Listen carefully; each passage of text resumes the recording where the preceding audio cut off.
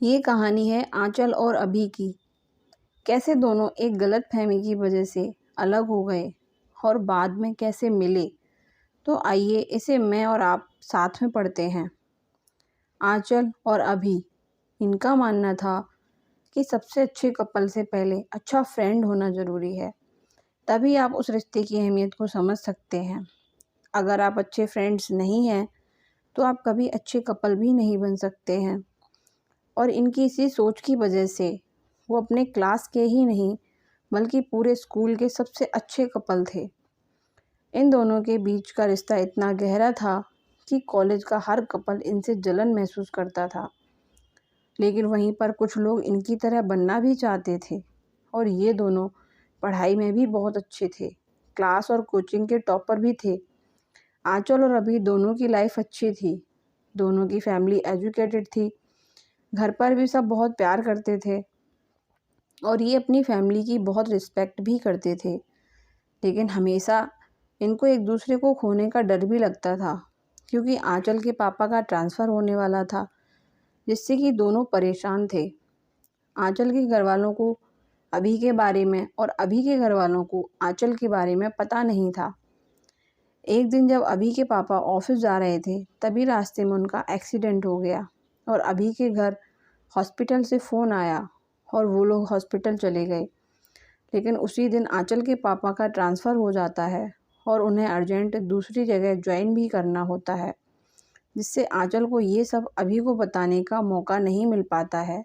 और जब वो कॉलेज जाती है तो वहाँ पर अभी नहीं होता है, और जब वो अभी के घर जाती है तो वहाँ पर भी कोई नहीं होता है, जिससे अभी को वो ये सब नहीं बता पाती है। और इन सब बातों से अनजान अभी जब अपने घर आता है और दूसरे दिन कॉलेज जाता है तो उसे पता चलता है कि आंचल के पापा का ट्रांसफ़र हो गया और कोई नहीं जानता कि कहाँ हुआ है।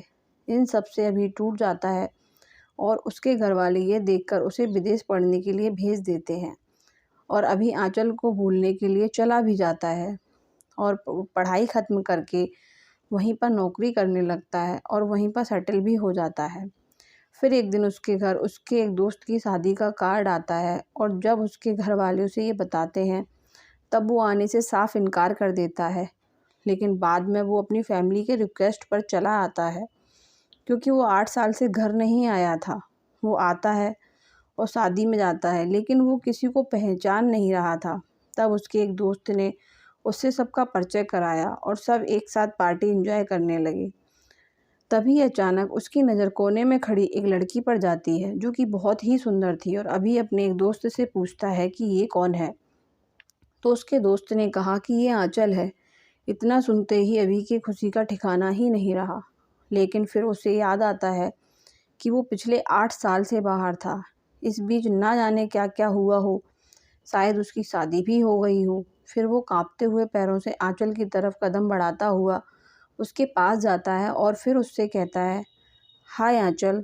मन में ये सोचते हुए कि शायद उसकी शादी ना हो गई हो।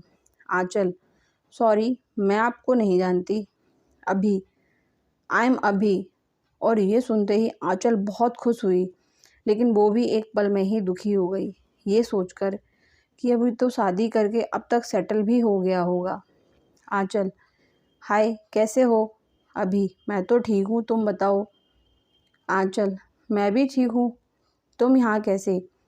अभी, शायद तुम भूल रही हो कि वो मेरा भी दोस्त है। आंचल, सॉरी, मेरा मतलब तुम तो इंडिया में नहीं रहते हो ना? अभी, हाँ, लेकिन शादी के लिए आया हूँ। अच्छा, तुम्हारे हस्बैंड कहाँ हैं? डरते हुए कि कहीं उसकी शादी ना हो गई हो और वो अपने हस्बैंड से परिचय ना करा दे। आंचल, हे, मेरा कोई हस्बैंड नहीं है और मेरी अब तक शादी भी नहीं हुई है।